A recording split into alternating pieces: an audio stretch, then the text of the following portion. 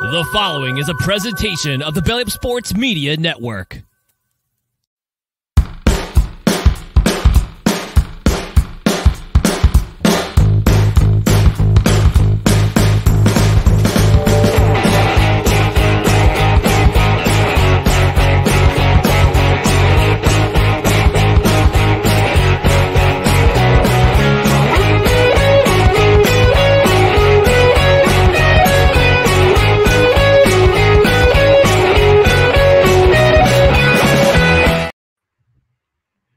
Really gotta get some new pictures for introduction.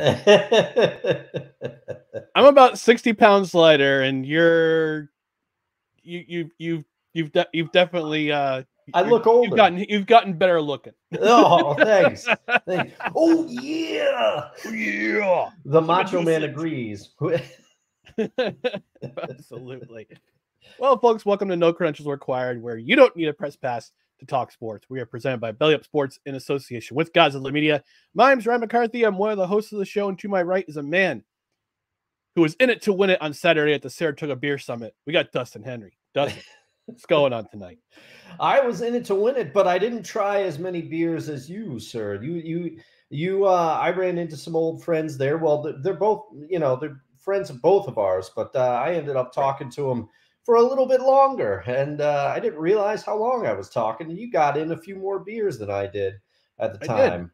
I did. But I gotta say, I enjoyed myself at the beer summit, but there weren't that many beers that really knocked my socks off. I don't know what I was expecting, but I didn't get it wasn't one of those beers where I was like, oh, I got to go out and get this one. A lot of them I had before, or I had some from the brewery before and knew I already enjoyed them. So there weren't as many new discoveries, such as life when you're a person that drinks a lot of beer like both you and I are. True. Yeah, it was a good time. I appreciate you inviting me out. I know it was free 99, as some of our friends like to say. Oh yeah. But yeah, would I go again? Maybe. Yeah, possibly if they had a bunch of different vendors, maybe. I don't know. Now, if we did a live stream from there, that would be fantastic. Oh yeah, that'd be pretty sweet. We can get a little no creds meetup out there. People fly in for all the local cred heads. All the local the mighty 518. Yeah, I don't know how many local cred heads we got here. Hey, I mean, we're growing. I'm hoping we're growing. I mean, come on. I mean, I got some people I got some new peeps who have said that they're subscribed. So we'll see we'll see what's going on. And we're still at the 348 subscriber mark on YouTube, but that's okay. That's okay. We're 2 away from Tree Fitty. But in the meantime, let me tell you, before we get into tonight's episode, we're going to let you know about our social media channels right down here below: Twitter, Instagram, and this now again scarcely used TikTok. It's at NoCredsREQ, Facebook.com/NoCredsREQ, YouTube.com/@NoCredsREQ. And if you wouldn't mind, please do us a favor and like, comment, share, and subscribe to all of our social media networks. We also want to thank those of you who have joined us on the Belly Up YouTube channel. It is on, and also our Rumble channel, as both of those will be replayed at 8 a.m. the following morning. On the podcast side, subscribe to the podcast on whichever podcast platform you are on, including Apple Podcasts, Spotify, Spreaker, Good Pods, TuneIn, Pandora, wherever you podcast. Rate and review. A 5-star review would be plenty good. Also, if you're on a platform where you can review the podcast, please leave one. We might even read it on the air. And because it's a live show every Tuesday evening at 8 p.m. Eastern, and some Saturday mornings at 10 a.m. Eastern, we want you to engage with the show. Got a couple comments out there already, but I know, Dustin, we all feel better, even after drinking a lot of beer at Saratoga the beer summit. You gotta hear that sound to make yourself feel better. It'll level me out. Here we go.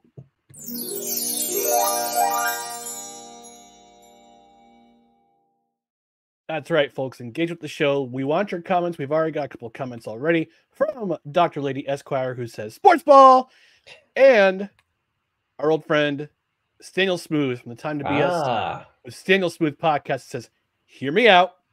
Chicken roll, bacon, egg, and cheese." I would try that. Cinnamon roll, bacon, egg, and cheese. I'm all over that. You hold the cheese and we'll talk, Staniel. Hold the cheese and we'll talk. I'm with you, Staniel. Maybe it's because we're both Seahawks fans, but I like what you're putting down there. A little savory, little sweet. I like the combo. I like it. Now, do you put the icing on both sides, or do you have the icing just on the top one? Could be a messy sandwich. These are the questions. See, now you got me engaged now. See how these comments work? Do you want to listen to debates about a pork roll that I had never heard about and I didn't realize was a thing outside of New Jersey? Is it Taylor ham? Is it pork? Is it pork roll? We're going to find out. Oh, he also says his girlfriend's a baker. She liked that idea. Hey, look, if you talk to a baker who says, yeah, it's a great idea, go with it, man. Go with it. And by the way, coming soon, a No Kitchen Required food review. We're going to do a review of regional foods from around the Northeast. So Taylor ham. Yes, I said Taylor ham, Jersey G. Live with it. I think we got to come up with a list of regional foods that we got to try. So yeah, we'll figure it out for our YouTube channel. We'll figure it out.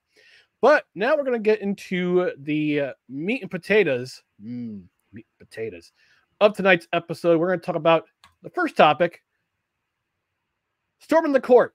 And there have been a couple instances this year in college basketball. Again, neither Dustin or I really follow college basketball that much. But this has become the topic du jour in the world of college basketball.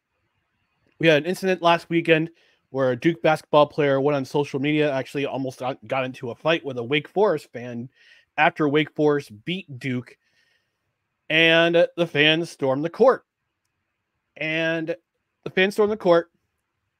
Player got run into, I forgot who it was, Philip Kowski, I think his name is. He got run into by a Wake Forest fan.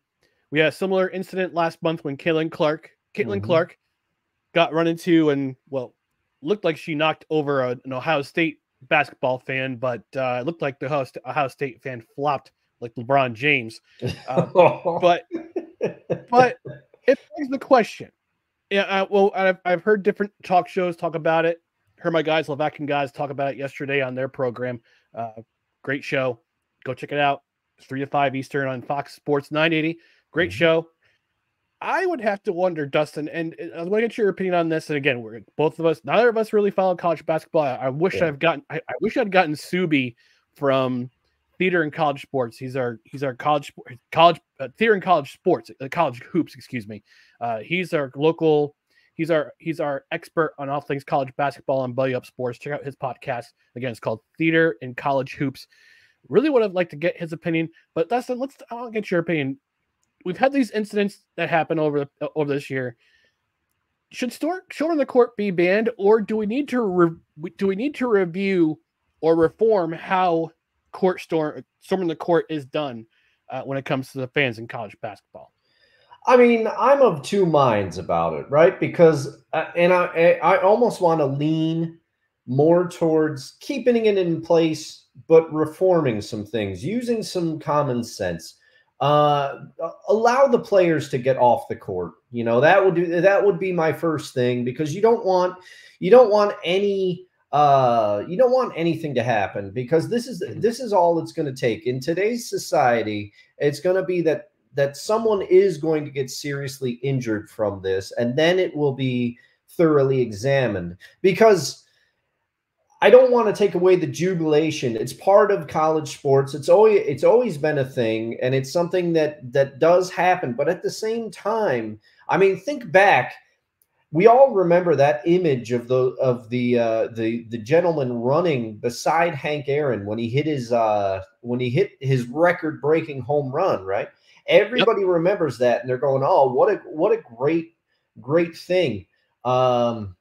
They're very lucky that happened in the 70s, if my memory is correct, and didn't break bad, you know, because then we had some disturbing incidences where I think a father and son went on the field a few years ago, I think at a Royals game, and attacked somebody. It was, you know, we've had some incidences in other sports. Everybody remembers, at least I do, and I know you do, Ryan. Monica Seles, that was a terrifying. That was a scary moment. Yeah. Where a fan got on the court and or a person, I don't know if they were a fan. The guy was legit stalking her. Oh, okay. It was a stalker. Went to one of her matches and somehow managed to elude security. I mean, this is the 90s when security was a lot looser. Yeah. But he jumps down, he stabs her right between the shoulders. Yeah. I remember Yeah, so that's a dangerous situation. So that's the thing that I'm thinking of. I'm not thinking that anybody wants to do anything nefarious at a college basketball game, but my point is we're never thinking that somebody wants to do something nefarious, because the majority of us never would. But I do think that the celebrations can get out of hand sometimes. So I'm of the mind of keeping it, but regulating it. Have a certain time period where you allow the players and coaches to get off the court, get to the sidelines, get to the locker room, wherever they want to go. Then let the fans go crazy. Let them celebrate, because the fans, they realize what they're signing up for. When they storm the court, if something happens to them, I think they understand there's a modicum of risk in doing so. But I also go to the celebrations where the goalposts get ripped down in football. That could go really badly, Yeah. So I think there is room for some reform. But what about you, Ryan? Yeah, I mean, we've talked about how in pro sports, I remember seeing footage of after the 1976 ALCS when Chris Chambliss hit that infamous home run that sent the Yankees to the World Series for the first time in, I think, 13 years. Chris Chambliss hit that memorable home run, and the fans stormed the field. Same thing happened in with the New York Mets in 1986 after they won it wasn't the World Series. It was when they clinched the division. The fans stormed the field, taking out chunks of field, because that's the first time since 1969 that they had won a division title. Yeah. We also had, and as I will say, Dr. Lady Esquire with the comment, what about the kissing bandit? Yeah, absolutely. Oh, yeah, I remember that. Yeah. We've also seen our share of streakers on the field, too. Remember Super Bowl where that guy was wearing the Borat suit, streaking the field? Yeah. And Kevin Harlan with that magical play-by-play call on Westwood. Yes. I need to bring it up. He is I always, now Kevin Harlan, I have no problem with him calling football games. I love to hear him call football games, but I will always think of him as a basketball announcer, because that's where I first heard the dulcet tones of one Kevin Harlan. And also, for my past, for some of you that go way back with me, I used to do a video game podcast for a few years. And that's where I remember he was in a couple of NBA video games. A couple of them, it was built. One was, if memory serves, it was him and Bill Walton. And there was a couple iconic lines from that series of video games. Yeah, I found the call, the streaker from Kevin Harlan. Man. We got to hear it. Yeah. Down 20, 5:03 to go. Someone has run on the field. Some guy with a bra. And now he's not being chased. He's running down the middle of the 40. Arms in the air in a victory salute. He's pulling down his pants. Put up your pants, my man. Pull up those pants. 30. He breaks a tackle from a security guard. The 20 down the middle. 10, the 5. He slides at the 1, and they converge on him at the goal line. Oh, man. Pull up your pants, take off the bra, and be a man. And the players with hands on hips at the other end of the field are looking at him and shaking their head and saying, why, oh, why is this taking place in a Super Bowl? But at that time, it's 31-9. The game's pretty much over. Yeah. Complete. The Buccaneers were dominating the Chiefs at that point. It was a blowout. And yeah, great opportune time to go and do such a thing. But let's go back. Let's go back to the original topic, the store in the court.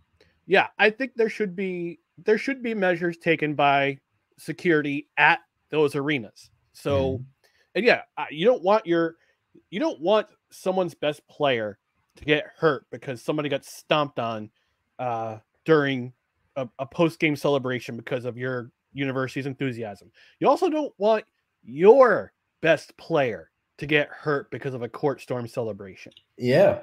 So I think what you need to do, Dustin, and I think you alluded it to pretty well. Take those measurements. Take those measurements. Take the time to cordon off the students with rope. Make sure that both teams get a chance to exit the to their respective locker rooms and get off the court as soon as possible. And after that, let them go. Let them storm the court then, because you don't want a situation where it could be where it could affect the outcome of the game. So for instance, you don't want students to storm the court too soon, especially in a tight game, like a 1-point game. You got a few seconds left. And what if a couple students just happen to run the court? That's a technical foul. That's 2 free throws. Yeah. And that could affect the outcome of the game right then and there. So you're avoiding injury. You're avoiding situations that could turn out the outcome of the game. I think it would just be best to just be a great idea. It would just be best to just reform court storming. Let students celebrate. It's their school. Eventually one day they're going to tell their grandkids the story about how they had the great upset. They saw the great upset of their team live in person, and they're going crazy. The kids go crazy. It's a great story to tell, but in reverse, it could be one of the worst things that happens to your program. Like, I think that if the NCAA had some stones, because they don't have much anymore in terms of their in terms of disciplining universities, unless it's NIL related, then it's whatever. I think they ought to put these measures out, because you want to avoid injury. You want to avoid the risk of having someone sue your school. I mean, not that it matters, and the endowments of a lot of these universities are in the billions. But you want to avoid liability. You want to avoid your place in the standings in case it affects the game. That's how I feel about it. And let us know in the comments, whether you're watching live or on replay, or if you're following us on social media, what do you think about storming the court? Should it be banned by the NCAA? Should it be reformed? What can you do? What can we do to make sure that nobody gets hurt and the outcome of the game is not affected? Let us know. Yeah, engage with us, please. And also, if you're not watching live and you listen to the replay and you say, "Hey, I'd like to sound off about that," come on over to our Discord and jump in there. The water's nice and warm. Absolutely. I'll let the link in the description on our Facebook and our YouTube, and our YouTube description. Also will be the podcast description as well. So join us. No trolls. I want to express that. No trolls. We will drop the ban hammer. Yes, we will. Yes, we will. I won't be. I'm looking at a random guy that told me I look like Elon Musk. Probably a 12-year-old kid. Probably. All right. So our next topic of discussion for this Tuesday night, because again, football season's on it's the off season. So we need things to talk about. And tonight, especially, we're going to talk about a new commissioner to Major League Baseball. It's coming in 2030. Rob Manfred made it clear that when his contract ends in 2019, at the end of the 2019 season, he will not renew it unless somebody else says, "Yeah, let's re-up you."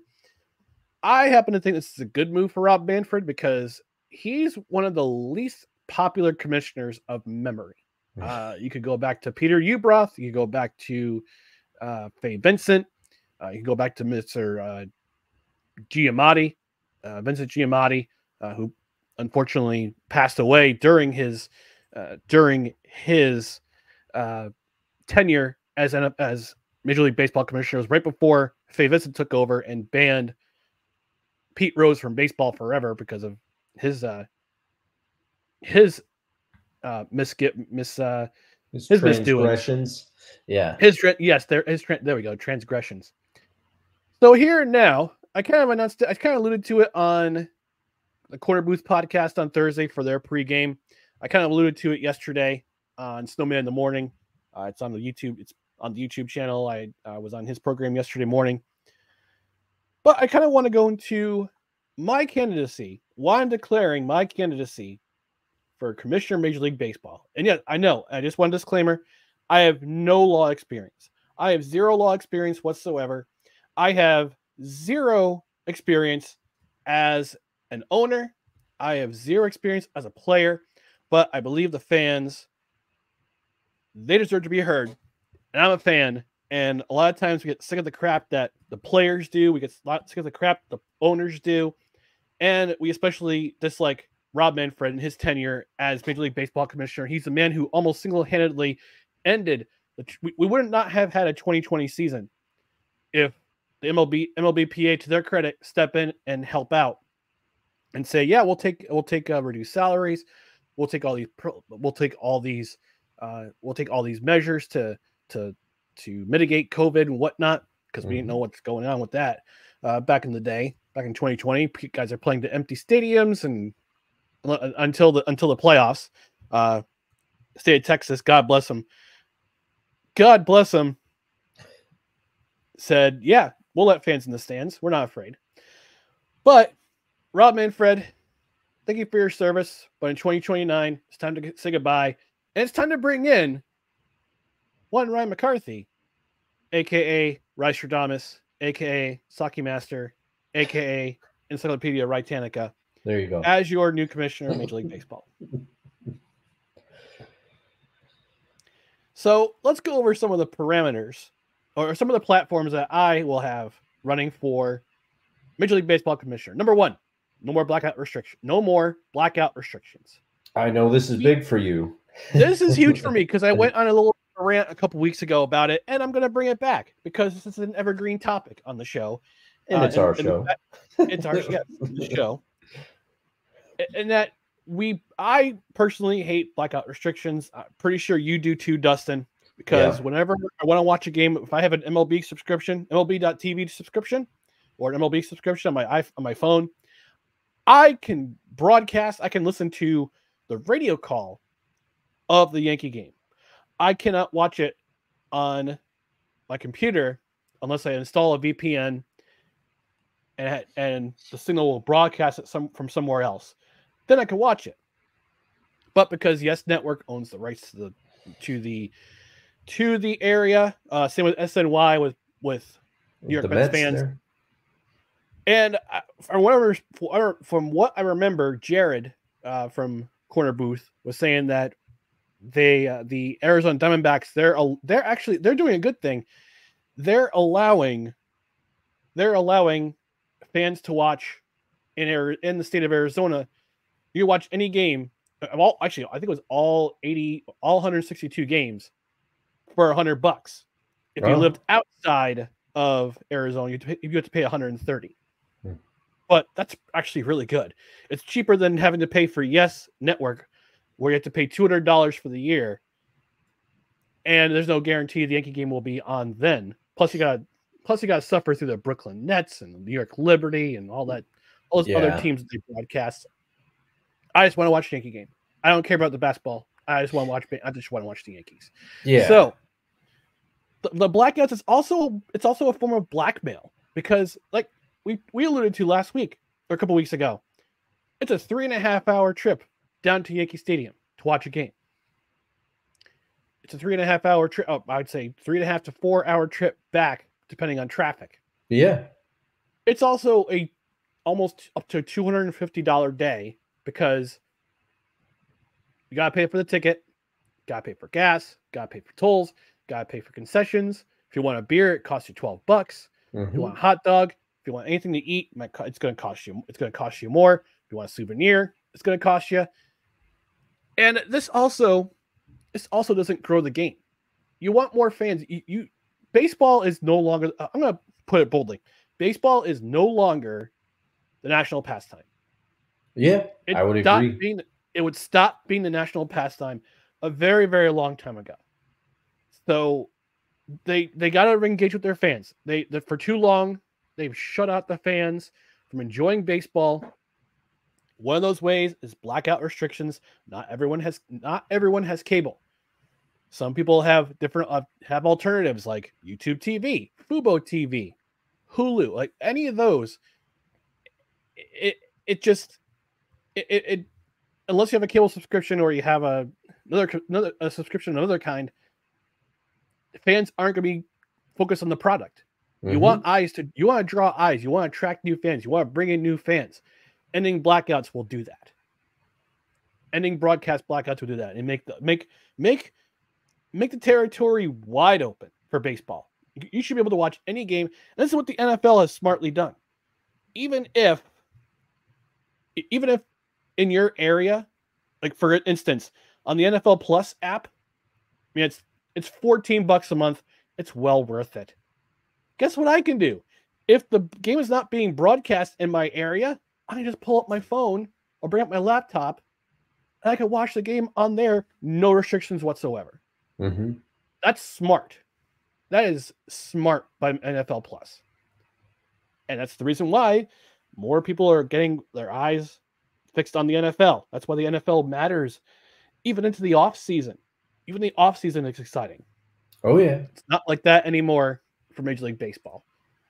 My second format is that I would reform, and I don't know if I have a right to do that. I don't know if I have the authority to do this, but if I do, I want to put my input into them. I want to reform the voting system for the Baseball Writers Association of America and how they bring in folks in the Hall of Fame, the Baseball Hall of Fame. Because we talked about this last week, Dustin. We left the show with this.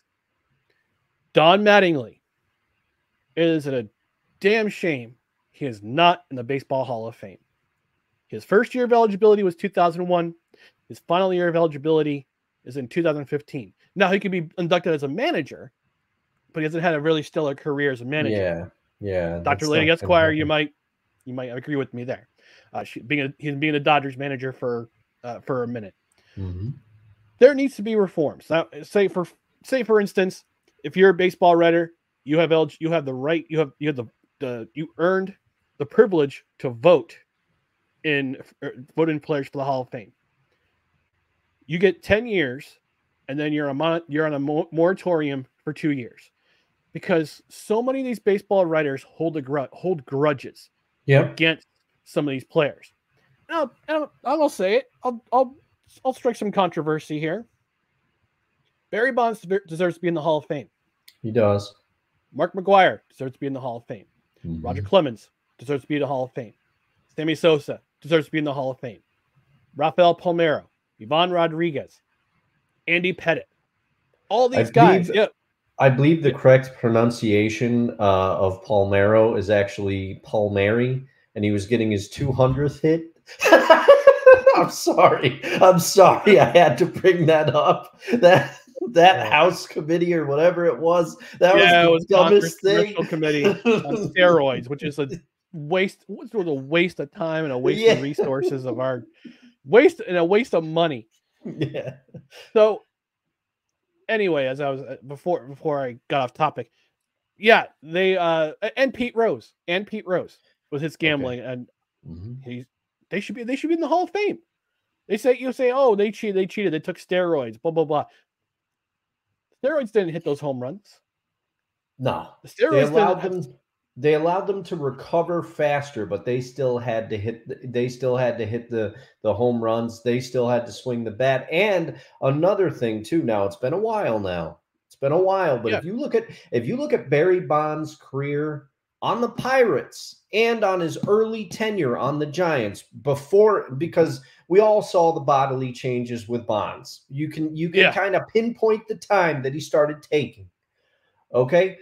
You go back and you look at those numbers alone, he is almost Hall of Fame worthy. Mm-hmm. Mm-hmm. Yeah. And you know who allowed all this to happen? Bud Selig, the commissioner of Major League Baseball at the time, because he was so focused on trying to get people's attention after the 1994 strike and how it caused so many people, caused so much pain to the fans, and it caused so many fans to abandon baseball altogether. I have a friend in high school who said after the strike happened, after the strike ended the 94 season, he's never watched a baseball game since. He could care less about baseball. Wow. So yeah. Is he an Expos fan? No. Mm. I'm not. I don't remember which fan he was. I remember he was a Packers fan. For the Packers were his football team. I couldn't remember what his baseball team was, but he vowed back then, 30 years later, that he would never watch a baseball. He would never watch a baseball game ever again. And he still hasn't. So the Baseball Writers Association, again, I don't know if I have the right to do this, but I would insist on making some rules, making some changes to the voting, to how the voting is structured, because 15 seasons of eligibility, I'm sorry, it's I wouldn't say it's not too many, but it's too few. But I would say keep them on the ballot for life. Eventually, those players will get the players like Don Mattingly and Lou Whitaker. Alan Trammell is in the Hall of Fame as a shortstop. Lou Whitaker is not his battery partner. They were battery partners for almost 20 years on the same team with the Detroit Tigers. Only Alan Trammell is in the Hall of Fame. Lou Whitaker is not in the Hall of Fame, which is a shame. Which is another shame. Yeah, his batting statistics are not impressive, sure, but he was a monster defense at behind on the defense. A 97.1 wins above replacement. Don Mattingly, 9-time Gold Glover. Yeah, not in the Hall of Fame. Shame. And the thing is, people are probably going to say, and I'm not trying to hijack your platform. So far, I agree with what you're saying. But people are going to say, "Oh, well, defensive specialists, they shouldn't be in." Well, what do you call Mariano Rivera? He's a pitcher. He was a closer. He had one pitch, but you know what he did with that one pitch? He dominated everybody, and he's in. You know, like he's there. I was there when he got inducted. I was there. He is. I love Mariano, but he is the definition of a specialist. But he was really good at his position. Yeah. Lee Smith, same thing. Lee Smith, who was inducted the same day. Lee Smith, he's also a Hall of Famer. Trevor Hoffman, I believe, is a Hall of Famer too. Yeah, came out to Hell's Bells back in the day. You know, so this argument of, oh, you got to weigh the offensive and defensive stats. Well, catchers get in when their stats are not on par with some of the other, offensive people at different positions. But people always say, well, it's harder as a catcher to generate those numbers. Okay, where'd you come up with that? If you're going to use logic like that, you got to weigh defense as well. Yep, absolutely. Absolutely. Let me see if Mike Piazza's in the Hall of Fame. Okay, he's in the Hall of Fame. Never mind. I was going to say he's in there. I thought he was. It would be a shame if he was out. But terrible soccer owner, all-time great offensive catcher. I'll move quickly with what I'll wrap these last 2 points up. So number 3, if a team wants a new stadium, Major League Baseball should pay for half the stadium, and I'll tell you why. Because I am so tired. We saw what happened with the Oakland A's. We saw what happened to the Oakland A's, and their owner, who was worth over $1 billion, tried to strong arm the city of Oakland, who could not find a place to put a stadium in that city. They said, "Okay, I'm just going to move over to I'm going to move to Las Vegas, and if fans want to follow, go. Well, you're more than welcome." And I've seen some of the drawings for the new stadium. It's going to happen. It's going to go up in Las Vegas. It's an ugly stadium, and on top of that, it's only going to hold like 35,000 people. Oh, that's not enough. How on earth? How and why? I understand McAfee Stadium, the Coliseum, is a dump. We all know it. The players know it. The possum who lives there knows it. Is the possum in the press box? Same. I mean, it's probably the same possum who moved from Chavez Ravine up to the Coliseum. I mean, it's worse than Tropicana Field, and that's saying something. Oh yeah, Tropicana. Oof. But these owners who are worth billion, I mean, these guys are all billionaires. They know how to do business. They know what they're doing. They should not be holding these cities hostage. And I at one point in my life, I said, yeah, these cities should definitely pay for these stadiums. No, they should not pay they should not put up the entire cost of the stadium. Major League Baseball makes enough money. NFL, NBA, NHL, they all make enough money that they can help out. They can pitch in and help out with the cost of building a new stadium. Take the burden off these cities. They got other resources to go to in terms of other things to worry about. Not to worry about a sports stadium being built. I mean, they could have worked with the city of Oakland. I understand the city of Oakland government. That's another podcast. They're not very reliable. Yeah. But Major League Baseball, the teams that are in those areas, they should not be holding these cities hostage. And on top of that, if they want to build a stadium, if they want to build a new stadium, not only will Major League Baseball put up half the money for it, your team is also required to sign a 5-year no movement clause while you're negotiating with those cities. I like it. I like it because it stops. One, I'm not saying this just because I still think the Sonics got screwed, but it also stops things from like Al Davis. Remember when Al Davis threatened to move the Raiders to Irwindale? He threatened to move the Raiders all the time. This would stop things like that from happening because, you know, you've got this agreement in place. And also if the owner or the league is footing half of the bill, they're going to think twice before they're in negotiations to move already. Yeah. So MLB got to do our part in helping this team stay where they are. My fourth platform, I'll be very quick with this. Work with the MLBPA to institute a soft salary cap, because you see these rosters and how much their payroll is. I mean, the Shohei Ohtani is going to, well, he's not going to make $50 million, but his contract is worth $50 million. 48 of it is deferred this year, so he gets paid only 2. Only 2 was on the books. But you see these giant contracts, and you see these ultra low payrolls. The A's, the Rays, I don't want to say the Rays anymore. I'd say the Rays, I think, are somewhere in the middle for payroll, because they paid I think it was Randy Arozarena all that money. I can't remember which player they that sounds about right. Money to. Or no, Wander Franco. It was Wander. Well, they gave him they gave him the $100+ million contract. That might not work out so well. But think about it, like the A's, the Reds, the Pirates, in a way the Royals, even though they just gave Bobby Witt Jr. that huge contract. A lot of these payrolls are way below what they should be. So we got to institute a soft salary cap, where you have your seal, like the NHL, you are required to spend this much money on salaries per year.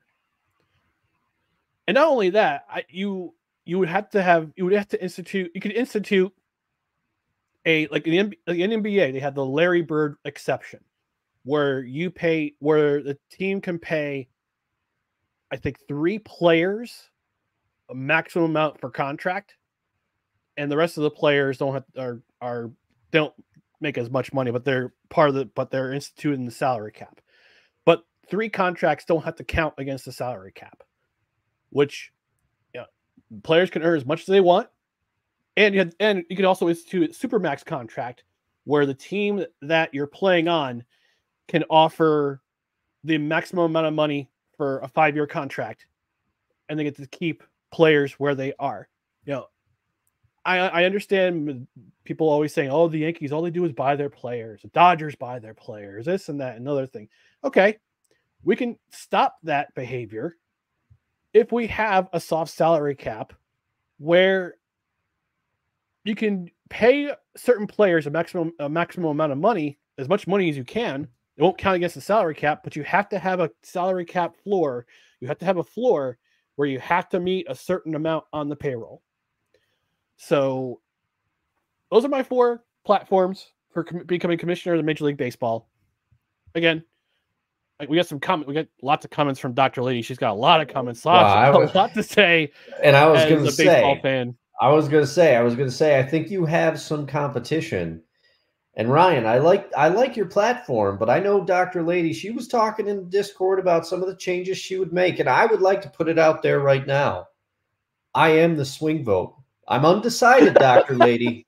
So if you want, Dr. Lady, you put your bullet points in the Discord, and we'll have you and Ryan can have like a debate. And I like having this power. I'll throw my support to whichever candidate speaks to me.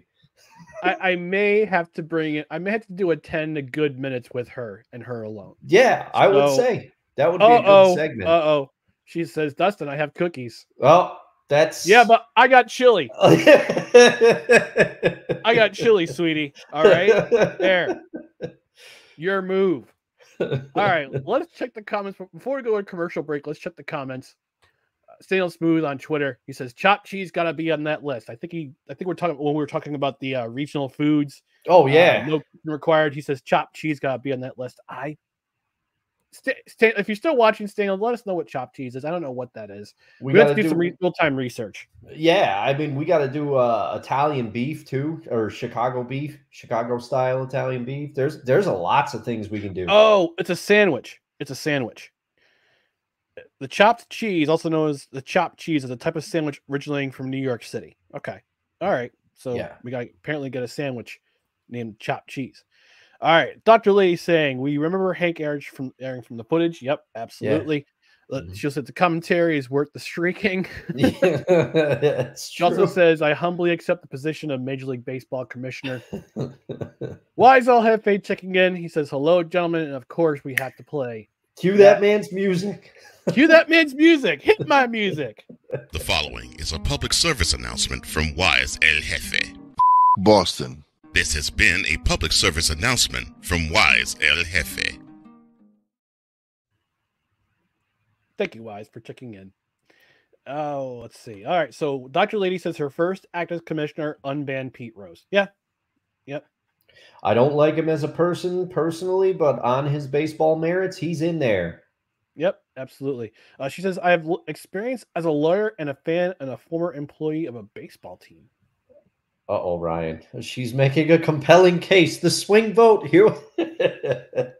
I have a microphone, Dr. Lady, and you will listen to every word I have to say. Welcome to Sane checking in. He says, I love you guys, but if I want to run across a field or court naked, that is my right. I thought this was America. Great to see you, Wanko. This is America. Oh man, she's got a lot of comments in here. We have to go through. May have to go through these in a different chat. Actually, also Wonka the Saint says Pete Rose is an all-time great. He still eats chili on spaghetti. I believe he's referring to Skyline Chili in Cincinnati. Mm-hmm. That looks different. I'll try it.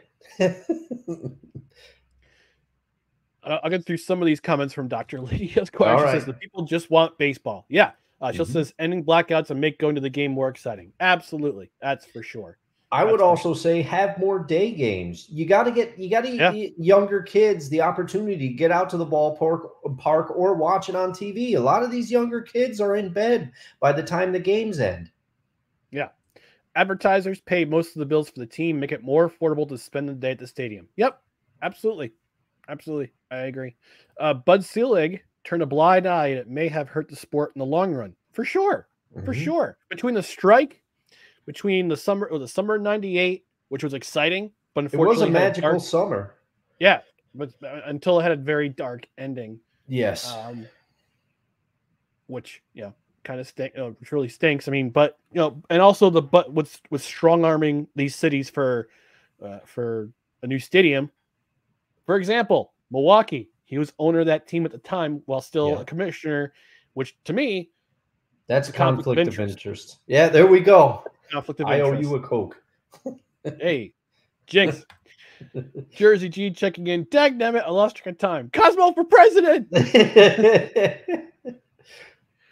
And Cosmo, of course, if you don't know, is the mascot of Brigham Young University. She also says Ryan knows what real pizza tastes like. Absolutely, because New Jersey pizza is superior pizza. Oh man, a lot That's of a New hot York take. people are coming for you.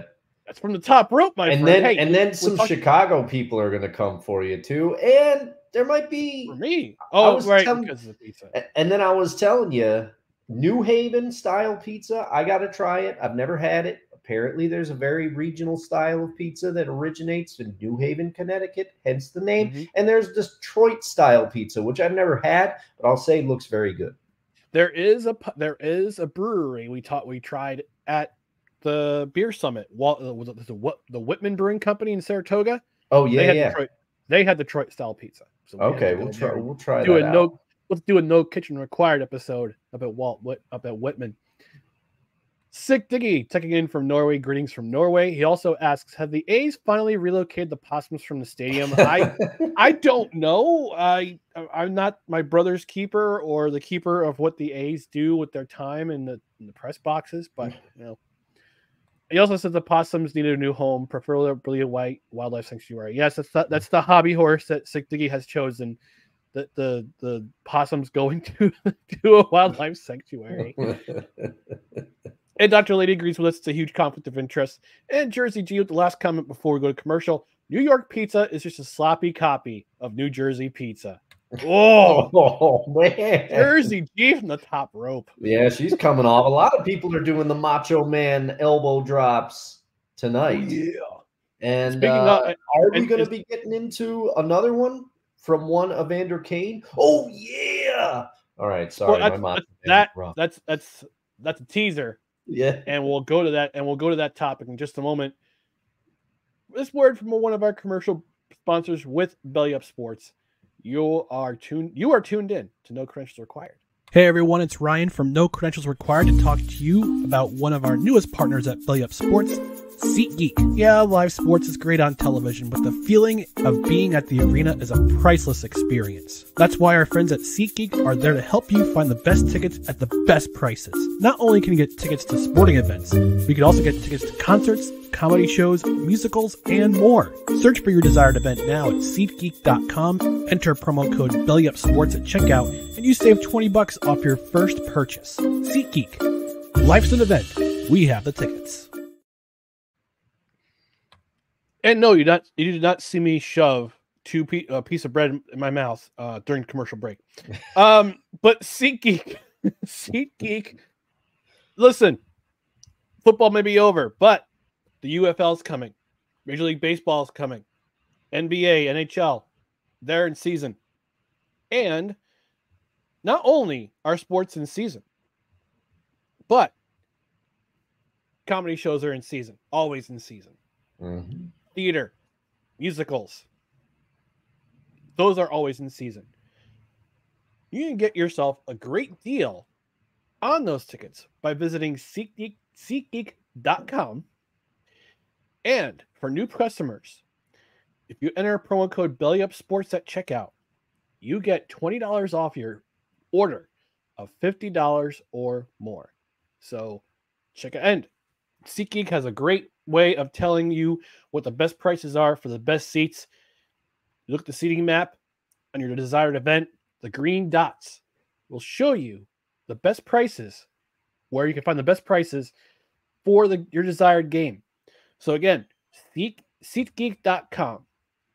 Promo code BellyUpSports at checkout. New customers, you save $20 off your first order. Your order of $50 or more. All right, Dustin, let's talk about this comment by Evander Kane.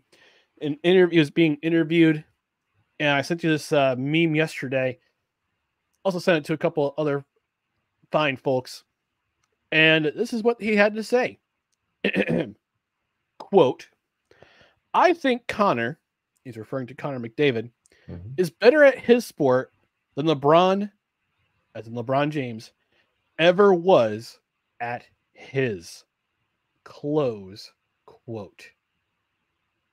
Spicy. Dustin, it's spicy take. So I want to get your point of view here, Dustin.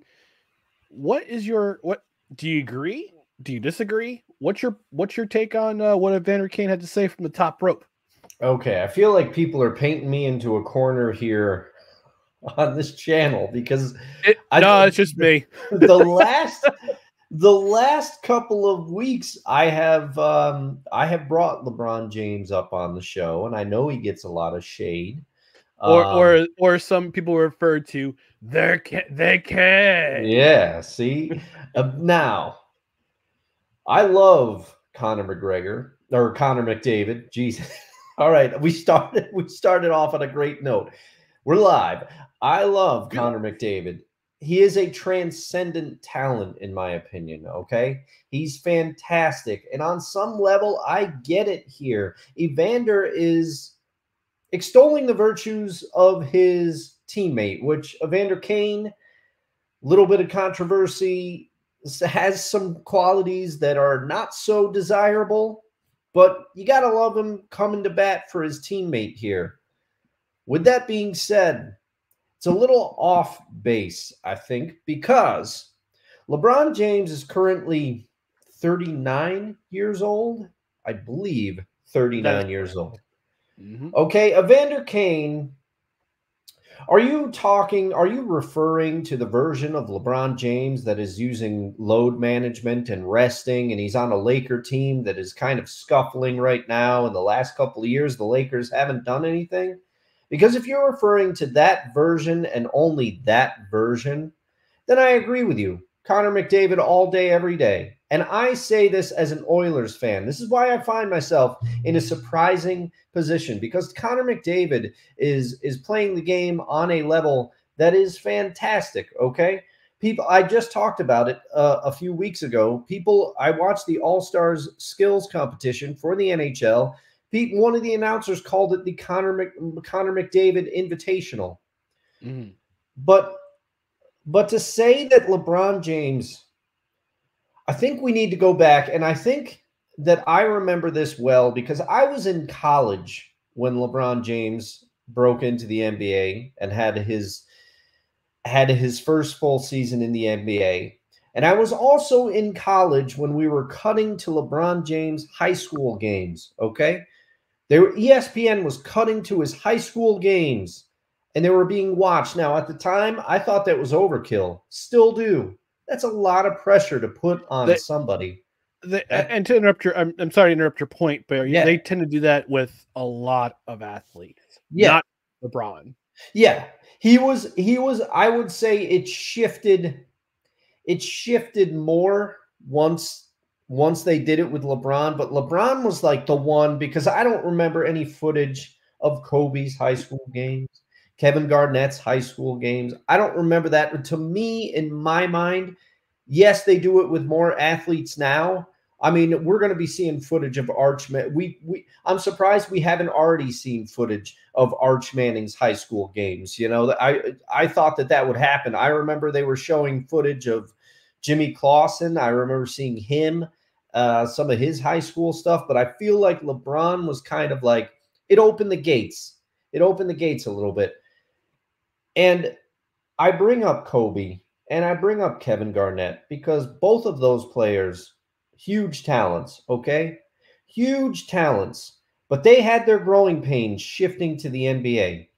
Mm-hmm. LeBron James was the first player in recent memory, to me, someone can correct me if I'm wrong, to make the jump from high school directly to the NBA almost as seamlessly as possible. Now, LeBron James got a lot of flack early in his career for not wanting to take the big shot, for looking to be more like Magic Johnson and less of a Kobe Bryant, less of a Michael Jordan, less of that killer instinct. But as far as athletic ability, you cannot argue with the younger version of LeBron James. He single-handedly dragged the corpse of a Cavs team to the finals against the San Antonio Spurs. They got swept, but he got them there, okay? The talent that he had around him, there was no talent around him on those early Cavs teams. I mean, go back and look at the roster. You're going to tell me Larry Hughes was a crusher? I I never thought I'd be in this position because it sounds like I'm besmirching Connor McDavid, and I am not doing that. But in my opinion, it is much too early. Connor's still into his career. Connor, correct me if I'm wrong, but Connor was drafted when he's 18 years old. He's got career left. Okay. LeBron is at the twilight of his career. And let's add, load management be damned. I couldn't go out there at 39 years old and do what he is still doing. I think Evander Kane is a little out of pocket with this one. I think he's discounting a majority of LeBron's career. And he's trying to pump his teammate up, but I think he's a little out of pocket with this take. And it's making me sound like I'm a huge LeBron James fan. I have some issues with LeBron, but I also think the fact that some people argue like he is not one of the greatest players that we've seen is ridiculous. I mean, you can't argue. He made the jump better than anybody else. I would argue Kevin Garnett might have also done it. Well, he opened the door. He was the first one to really do it and make people realize it was possible. But his if I remember his first year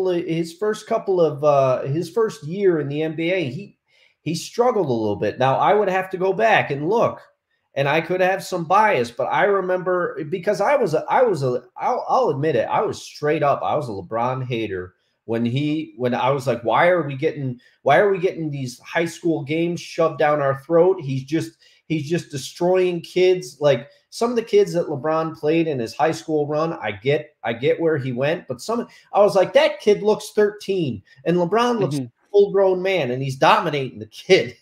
So that kid may have been 13. Yeah, but I'm like, what's the big deal? But then once he hit the NBA, I was like, I gotta shut up. He is ready. He has made the jump.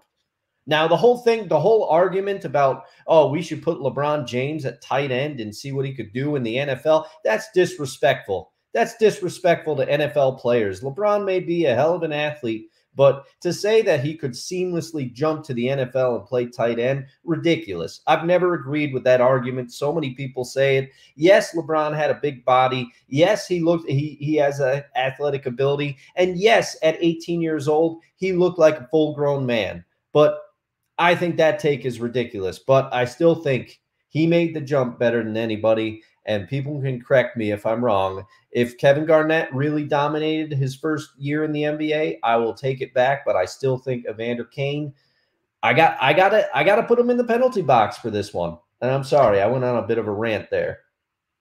That's okay.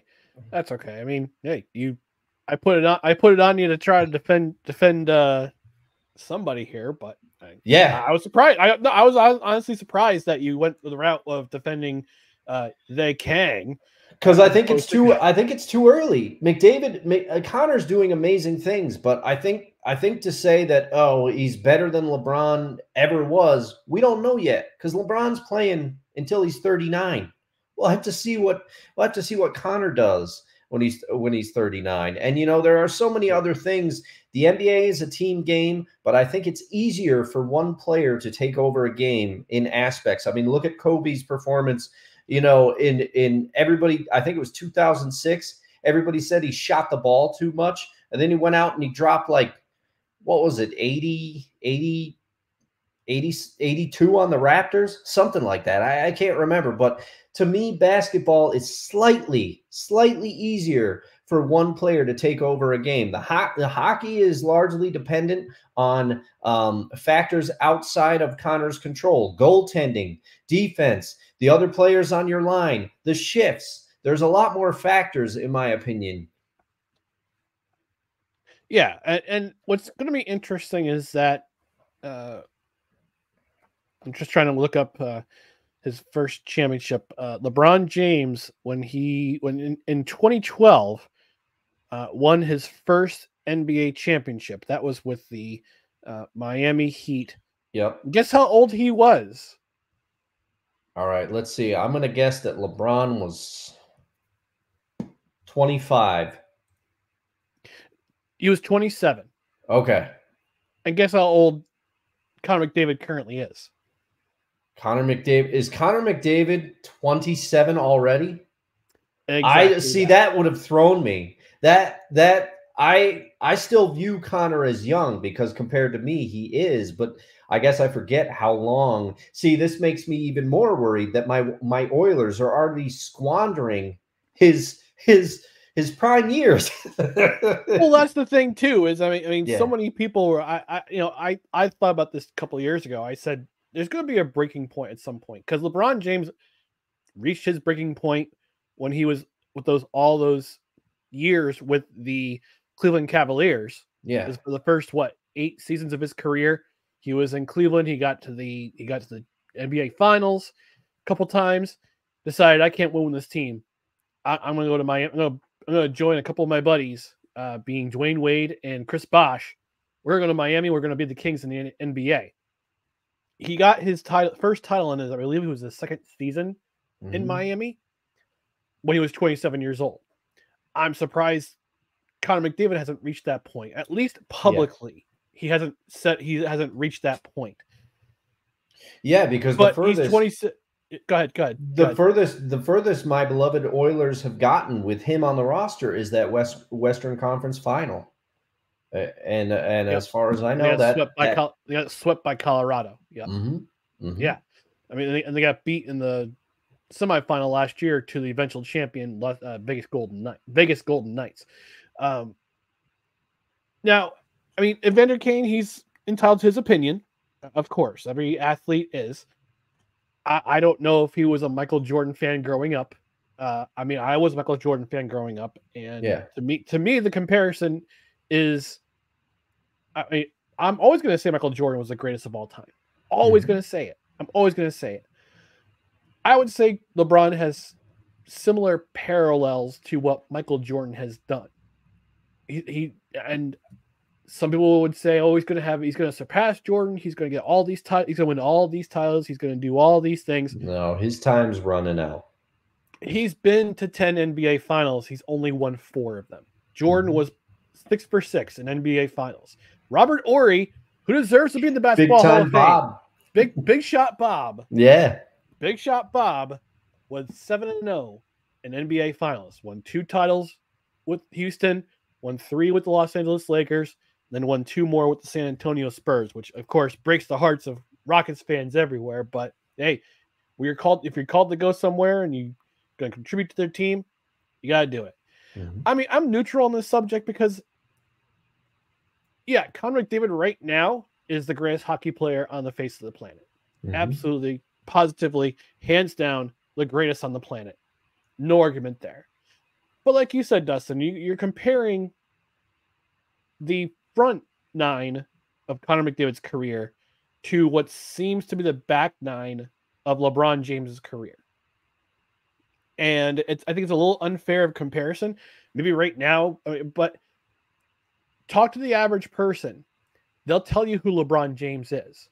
If you mention the name Connor McDavid, they'll be like, oh, who's that guy? Yeah. Because not enough people watch hockey, even though, and we talk about it, ESPN, certain athletes, they elevate over others. They're doing that with Connor McDavid. When you see the advertisements for ESPN Plus, guess who's on there because they have a contract for hockey with the NHL? Connor McDavid. Yeah. At least in hockey circles, he's the most well-known hockey player. He's the most well-known player. So, I think, like you said, Dustin, the comparison's a little bit unfair. I just saw that one part of the quote. I didn't catch the entirety of the context of the quote. Yeah, I'll have to look it up right now. And Evander Kane. Yeah, and this is terrible for me because it's going to come off like I'm an Oilers fan, besmirching Connor McDavid. And that is not the case, but I just think because let's not forget either how many consecutive. Now I don't know the number off the top of my head, but LeBron went to consecutive NBA finals. Like you said, he didn't win them all. Obviously, he didn't come close. But you can hate his run on the Heat all you want. But then he got a lot of goodwill back because he went back and he got a title with the Cavs. They beat that Warriors team that was a buzzsaw. They beat, and it was pretty much I can't remember a lot of the players from that Cavs team, but it was pretty much LeBron and Kyrie. Kyrie Irving Yeah. had the game-winning shot. Yep. It was Not LeBron and James, Kyrie there. Kyrie. There's also who is that kid from Australia? I can't remember his name. Oh. Della. No, I can't remember his name. No, yeah. His name all of a sudden. Yeah, Dellavedova. Yes, Dellavedova. Yeah. Yeah. He was part of the Australia team that almost beat the U.S. for the basketball gold in 2016, I believe. So, yeah. And bold prediction. By the way, bold prediction from Reicherdamus. The United States men's basketball team will not medal at this summer's Olympics. Oh man, we'll have to see. Hold on. Let me bring up my music. Let me bring up the music.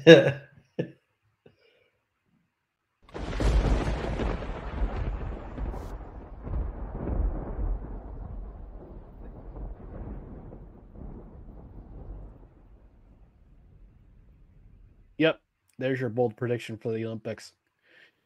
All right, one last thing. We'll go quick with this topic, but we were kind of discussing it via text message. Chicago Bears and their quarterback decision. They own the number 1 pick in this April's draft.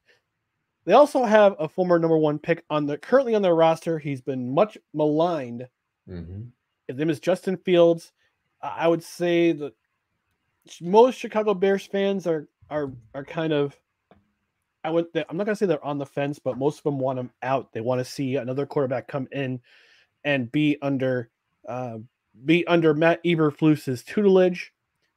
And it wasn't, well, yeah, I mean, that's saying much. That's saying a lot. But I guess Ryan Pace, the GM, had something to say. I know you sent me the Instagram story from Adam Schefter, the video, what he had to say about the situation. He's pretty much said, yeah, I'm going to come to the decision. It's going to be pretty soon. Just watch out. Mm-hmm. Now, Caleb Williams, USC quarterback, projected to go number 1 in the draft. I don't know if he will be. I see a lot of flaws in his game. I see a lot of flaws in his game, including his maturity level. There was that one memorable scene where after the USC lost to the University of Washington, him running to the jumping up into the stands and crying in his mom's arms. To me, that's kind of that says a little something about your character, but that's neither here nor there. We're not here to break down the draft because we don't really do that here in this program. We have some thoughts about the Chicago Bears quarterback situation. Dustin, I'm going to have you lead off. What would you do if you were in the shoes of one Ryan Pace, general manager of the team known as the Chicago Bears? The Bears. Bears. Well, what I would do is I think I'm inclined to hang on to Justin Fields and try to get a boatload of picks because there's going to be a team that wants Caleb Williams bad. You're going to try to get a baker's dozen of picks, if you know what I mean. Now, I just think, and this is no disrespect to Caleb Williams at all, but a lot of people have said, oh, he's one of the best quarterback prospects we've seen since Andrew Luck. Andrew Luck was the one that everybody was saying, oh, this guy is going to be great. Andrew Luck, in recent memory, is the one that everyone was universally saying, we need to suck for Luck. We need, luck. This, yep. And like he's going to be great. He was the last one that I remember that lived up to the hype, really. And Andrew Luck, I think he could still be playing in today's NFL if he didn't kind of, he decided to walk away on his own terms because he said he wanted to be healthier when he was older. Andrew Luck, very smart man, but I think he could still. There are teams, I guarantee you, there are still teams that check in with him on the offseason and be like, Andrew, you want to come back? But anyway, or at least be accused of reaching out to him like Irsay did to the Washington Commanders last year. He went on full blast saying, I will slap a tampering suit on you guys. Oh, you yeah. will lose you talk to my quarterback. Now, whether or not that was true, we talked about it months ago on our program. Whether or not that's true, I don't really know. Yeah. But yeah, it's just interesting that you brought that up about teams inquiring about what Mr. Andrew Luck. Yeah, they want to test their luck to see if they can lure Andrew out of retirement. See what I did there. Now, I just think, though, the streets are littered with, oh, this is going to be the next great quarterback. All I have to do is bring up Ryan Leaf. Everybody remembers. Okay, no disrespect to Mr. Leaf. He's turned his life around. He now speaks about some of the mistakes he's made. I think last I knew he was coaching football, I think at his old high school, maybe. But he's kind of turned it around, become a motivational speaker. So hats off to him. But the NFL, he was a can't-miss prospect. Teams were wondering whether to draft him over Peyton Manning. I think people forget about that. And it didn't work out. Achilles Smith, the Bengals pinned their hopes to him. And I could go through the list. I mean, one, Jimmy Clausen that was mentioned. You know, a lot of people like I said, they were showing Jimmy Clausen's high school games, and they were saying he was going to be the next big guy. It's not a guarantee. Justin Fields, you at least know he has some talent, in my opinion. You know what he can do. I'd like to see what he can do with another year in the same scheme. To me, he's too young to give up on now.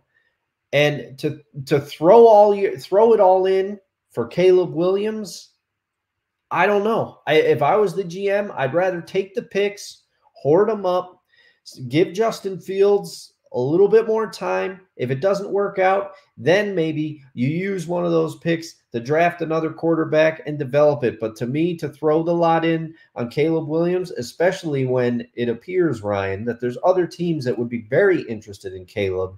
But to me, I'd rather take what I know over the unknown. And that could be partially my personality, but I want to get your thoughts. I've rambled between me and my surprising LeBron defense. I've rambled on quite a bit now. Yeah. I think if I were Ryan Pace, general manager of one Chicago Bears, I would talk to the Washington Commanders. And I'll tell you why. Because a couple weeks ago, roughly a month ago, it's been that long, one Cliff Kingsbury, former head coach of the Arizona Cardinals, former offensive assistant to one, I believe it was the quarterback's coach and advisor to one Lincoln Riley for the University of Southern California, where he coached one Caleb Williams. Mm-hmm. He was hired by the Washington Commanders to be their offensive coordinator for their new head coach, Dan Quinn. I still chuckle when I see Dan Quinn as the head coach. Poor D. Willie. Poor D. Willie. Drew Willie, if you're watching, we love you, buddy, and we're sorry. If I were Ryan Pace, I'd talk to them, because I think the primary reason why the Commanders hired Kingsbury is because he's the one who knows Caleb Williams the best. He knows how to get the most out of him. He knows what kind of things he needs to work on, whether it be footwork or other technical aspects of the game as a quarterback position. And I would see if Washington would not only swap picks, because they're second overall in the draft this year. Don't forget about that. Mm-hmm. I would talk to them and say, hey, let's make a deal. Let's swap picks. Let's swap draft positions. Let's see if we can get another number one for next year. Yeah. We'll offer you our pick at 1. Well, if you give your pick at 2 and another first rounder in 2025, and maybe a player who can help out immediately, like a running back, like a Gibson, or who's their other running back? I'm trying to remember. He was University of he got the running back. He was shot in the leg, correctly, and he recovered. He's been running pretty well. Oh, why can't I remember his name? Brian Robinson Jr. Robinson. Okay, I knew the first name was Brian. Yeah, so I would say, hey, let's swap picks in the first round. Give us your first rounder for next year, and maybe a veteran running back like an Antonio Gibson who can help out who we're going to bring in this year, and we'll exchange it for our pick this year, a second rounder in 2025, and another roster player, and see if they just get the conversation going. Because I mean, Washington's, they brought in Cliff Kingsbury for a reason. Mm-hmm. And the Sam Howell, I love Sam Howell's heart. I don't really trust him because he makes chicken his primary mode of protein intake. So I can't really trust the quarterback who doesn't eat steak. But I just put a line out there saying, hey, if you want Caleb Williams, come and get him. Let's talk. Let's make a deal. However, if I were Washington's GM, I would be reticent to talk to Pace because we saw what happened last year with one Carolina Panthers getting their pick, the number one pick that the Chicago Bears held in that draft because they were so hard. Because David Tepper was so hard in terms of getting himself Bryce Young instead of taking C.J. Stroud first overall in the draft. Because remember, Frank Reich wanted C.J. Stroud. Yeah. And David Tepper said, nope, we're going with Bryce Young. How'd that work out for you? I would be and they basically, the Bears fleeced them. They got DJ Moore out of the deal. They got the Panthers' number one draft choice this year, which turned out to be the number one pick in the draft. Mm-hmm. So I would be very hesitant if I was the Washington Commanders GM. Now, I think for as much criticism as Justin Fields has received, he hasn't gotten a lot of help as the Chicago Bears quarterback. Their offensive line is garbage. Their wide receiver core is garbage. With the exception of DJ Moore. With the exception of DJ Moore, but the jury's still out on him. And you can say, in a sense, Darnell Mooney. Yeah. He had some pretty big plays last year. Almost, he should have caught that ball against Cleveland for that game-ending Hail Mary, which turned into an interception, which ended the game because that's so Chicago Bears. Yeah. But the Bears, like the Jets did with Sam Darnold, and also you could argue with Zach Wilson, they haven't given Justin Fields a chance to succeed, which is why so many people want him out, which I think is a little unfair. Yeah. Because they set him up for failure right out the gate. And yes, the primary mode of his playmaking ability has been on the run with his legs. Mm-hmm. You haven't really seen a whole lot of his passing ability. So I would think before possibly trading him, you could probably get some return for him in terms of the draft, in terms of collecting draft, getting draft capital. The Bears did that really well last year. Yeah. And we'll see what happens in the future. But I would put it out there. I mean, I would shop around to see if everybody wants Justin Fields. If they don't want him, you're going to have to live with him for another year. And this is his fourth. We're coming into his fourth season with a possible fifth year option. Let's see what happens in year 4 if you can't find a buyer for Justin Fields. I know he's been linked to Atlanta. Some people say he's been linked to Pittsburgh. I've seen that. Which Pittsburgh, I've seen a lot of stuff. There's some rumblings about Russell Wilson going to Pittsburgh. That'd be strange for me. Very strange. But I do have to. The thing is, because I had to remind myself. I looked up the Bears' record from last year. They were 7-10. Okay, and that's with Eberflus. I gave him, and I borrowed inspiration from you because you used to call Brandon Staley Field because he would make leads disappear. Well, if you remember, in probably about November on this program, I went on a similar rant after Matt Eberflus blew yet another lead to the Minnesota Vikings on Monday Night Football. Terrible game, but it was a game that the Bears could have won. So to me, they won that game. Oh, they won that one. That's right. They could have lost that game. Though. They could have lost it. I reversed it, but it made me think because there was what spurred this on. I reversed it, and my apologies. But what spurred this on is I remember Mike Tirico saying that was Matt Eberflus's first divisional win. You know, like it's ridiculous. That hurts. So after that, and I did some research because I couldn't believe it. After that, we christened the nickname of Eberfludini to Matt Eberflus because I think there are a few games that were winnable for the Chicago Bears that he screwed up. So, you know, to me, you can't put it on Justin Fields. It's kind of like you said, it's not fair. And I'm trying to remember, this is really going back, but I believe Justin Fields missed significant time due to injury during one of his first seasons. So really, he hasn't had as much time as people think, and there's been turmoil at the head coach position on the Bears for a bit now. Yeah, he also missed time this season because I believe it was a broken thumb. Yeah, I think so. Broke his thumb or broke it. No, he broke his finger. That's right. He broke his finger on his throwing hand, so he missed some time there. But I don't know, the Bears.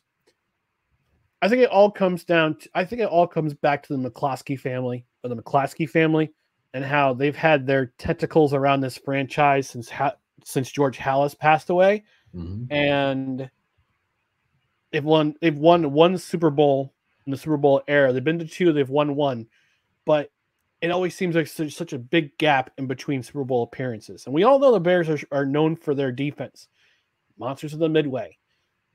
They're known for their defense, and they played pretty decent defense this past year, but they can never seem to figure it out on offense. And fun fact for you, Dustin, do you know the Chicago Bears have never had a 4,000-yard passer? Oh, wow. No, I did not know that. Yeah, the closest who came to 4,000 yards for that franchise was Jay Cutler. Oh, okay, Jay Cutler. Because I was going to say, if you come out with the name Rex Grossman right now, I'm going to be like out of my mind. Rexy. Or Kyle Orton, you know. But that's the thing to me. Justin Fields, while he may not, he's far from perfect, but to me, he is the known because correct me if I'm wrong, but if your hypothetical scenario of the Bears swapping picks with Washington, that would leave Chicago open to possibly, if Washington takes Caleb Williams #1 overall, if I'm the Bears, I swing right in there. I grab Marvin Harrison Jr. at #2. Yep, absolutely. That's what I would do. Yep, because I would give Justin Fields immediate help.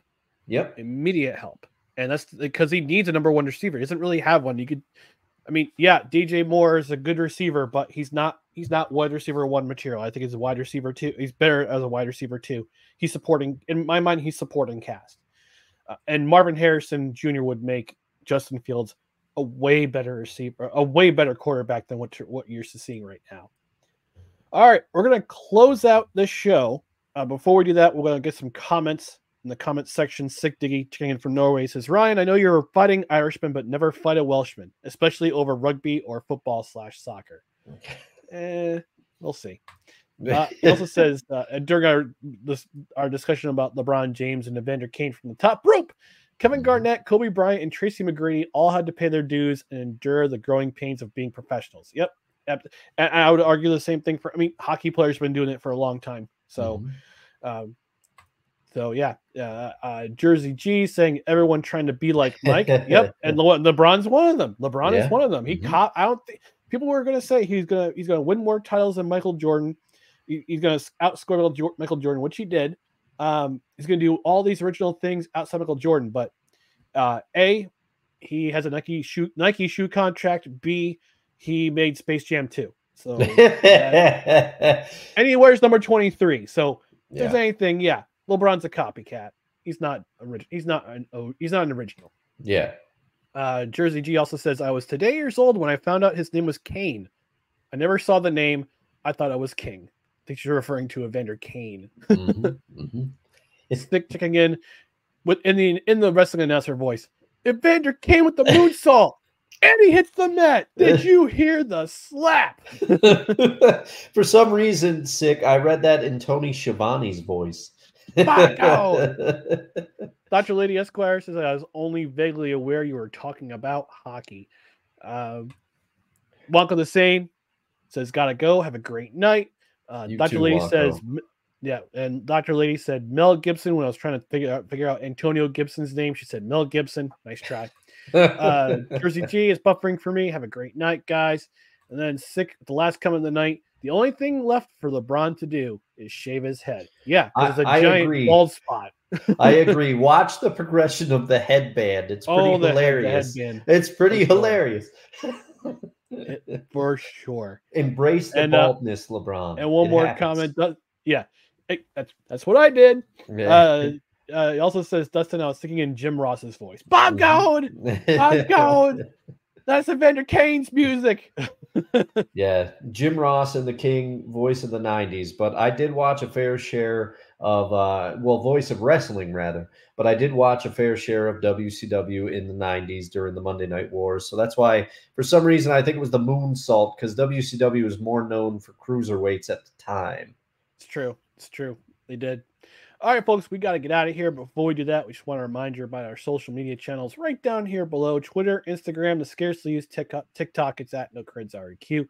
YouTube.com Facebook.com/NoCredsREQ. YouTube.com/ at NoCredsREQ. If you're watching live or you're watching on the replay, whether it be on the No Credentials Required channel or the Belly Up Sports YouTube channel or on Rumble, please don't forget to like, comment, share, and subscribe.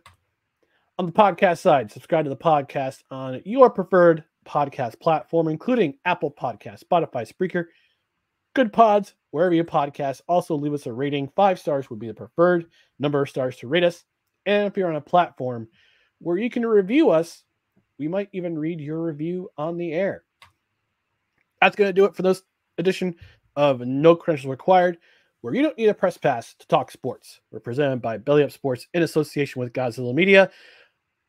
Still up in the air as to whether or not we're going to do a Saturday brunch edition, but we'll keep you posted. We'll look out for the socials. Again, that's why you want to follow us on the social channels. And also subscribe. And also join the Discord chat. We'd love to have you. Again, please no trolls. We will not hesitate to bring out the band hammer and ban you. So, for Dustin Henry, I'm Ryan McCarthy. Thank you for checking in at No Credentials Required, and we'll talk to you next time. Remember, my commissioner vote is up in the air. Good night, everybody. He can be bought.